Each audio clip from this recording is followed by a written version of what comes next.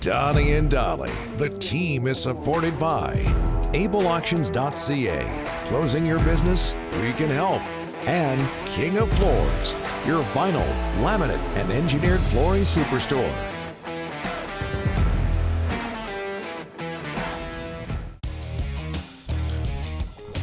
It is Monday, and all of our guests today, as always at a Monday, are sponsored by Passat Motors. It's the Canada Day sale at Passat all month long. Great promos, lots of savings, and great deals. Check them out online at PassatMotors.com and follow them on Twitter at Passat Motors. With Friday's trade in mind, Vancouver, Arizona, you have a submission. Yeah, we're going to go to Delaney's OK Tire and Langley inbox here, where Ryan in the West End says they've given up, Jimbo's given up 23 draft picks since he got here, and I thought Mike Gillis was allergic to draft picks. 23 draft picks that Jim Benning, who came here as a guy that was going to excel at the draft table. 23 picks they've coughed up. Okay, and with that, we bring in TSN Scouting Director Craig Button. How are you, sir?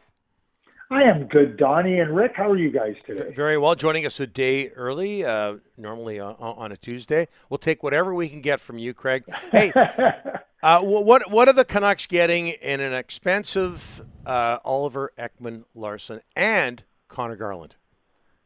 Well, let's start with Oliver Ekman-Larsson. And you know, there's a lot of discussion about Oliver and where he's at in his game. And, you know, this dance began at the end of last season with Arizona and Oliver and Vancouver.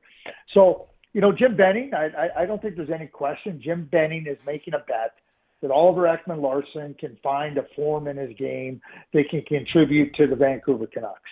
I think Travis Green is going to be able, I use the word able, to find that in Oliver Ekman-Larsson. I think the real good thing for Oliver right now is that Quinn Hughes is the front guy.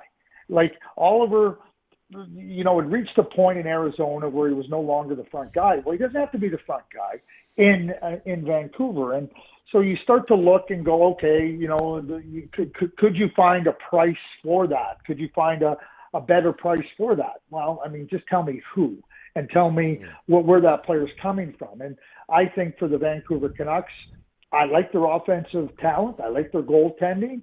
Love Quinn Hughes.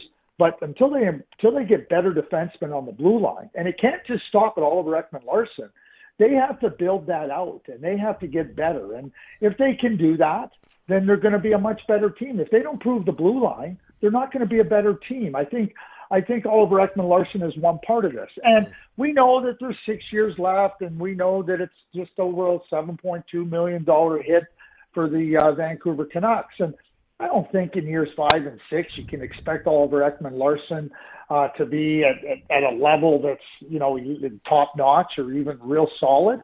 But, you know, smart players that are efficient, that can find their way in the game and don't have to be relied upon to play further up the lineup, I think can still be contributors. But this is an effort about, in my view, where Jim Benning's trying to improve the team now. He's obviously making a bet on Oliver Ekman-Larsson and on his coach to be able to get the best out of Oliver Ekman-Larsson at this stage. Connor Garland, Craig. Really good player. Competitive, smart. He's a dog on a bone. And, you know, you start to add, you know, a player like that. You have Besser. You have Höglander. You have Podkolzin. They're hard. They're on the puck. They're after the puck. They're in the mix. Jason Dickinson. They're hard players to play against, and they all add different elements. But I think Connor Garland's a really good player. He adds another skill element to their team. He adds a competitive, you know, real determined presence in their lineup, and you know, so you know, I see an improved Vancouver Canucks team.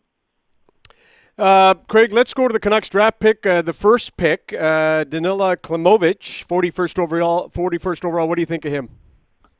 Yeah, I mean, like Rick, you're looking at drafting players with higher potential, and I think Danila has that. He's a goal scorer. He wants to try to find his way into those areas where he can score goals. He's got a really good shot, a really good release.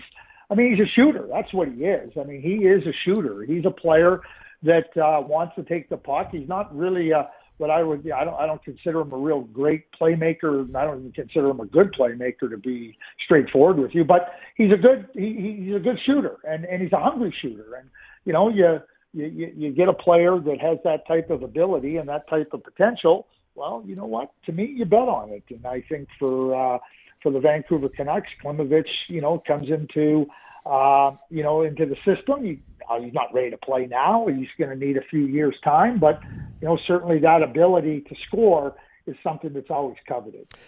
Craig, his agent Dan Milstein says he's going to talk to Vancouver this week. It's either the kid's going to play in Russia or he's going to play in the Quebec Junior Hockey League. So we'll keep an eye on that. Your thoughts on the first 10 picks, Craig? How did it go according to your plan, or what were your thoughts on the first 10 picks? Well, I'll tell you what, it didn't surprise me. I think that, really, I said this all the way through, the first 9 players selected, it reminded me so much of the 2018 draft.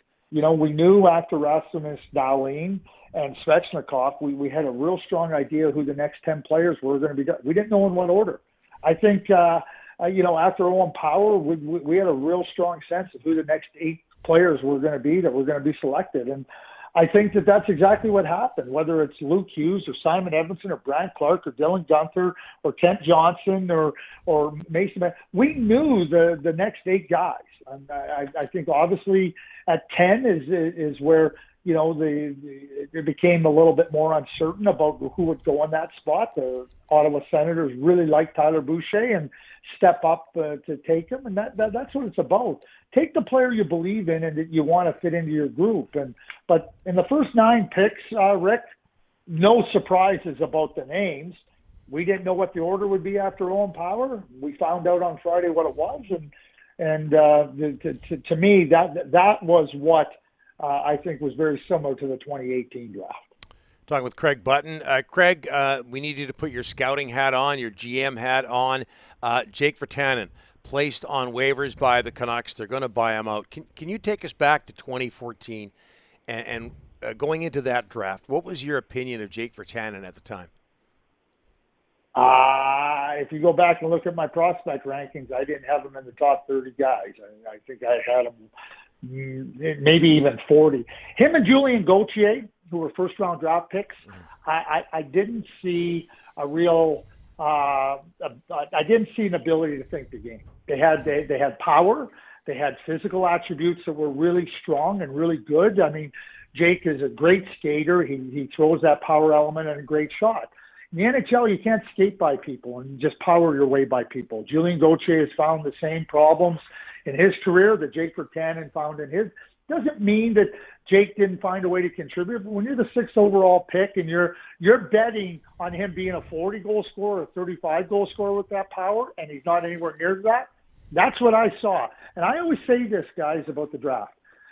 I make my assessments. This is what I see. Mm-hmm. I'm not saying I'm right, but that's where my projection is. And on Jake Virtanen, that's what I saw.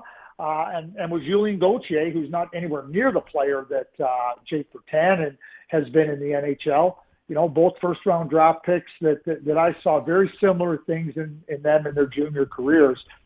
Real good physical attributes, but not a real ability to think the game through and to use those attributes to a real significant level.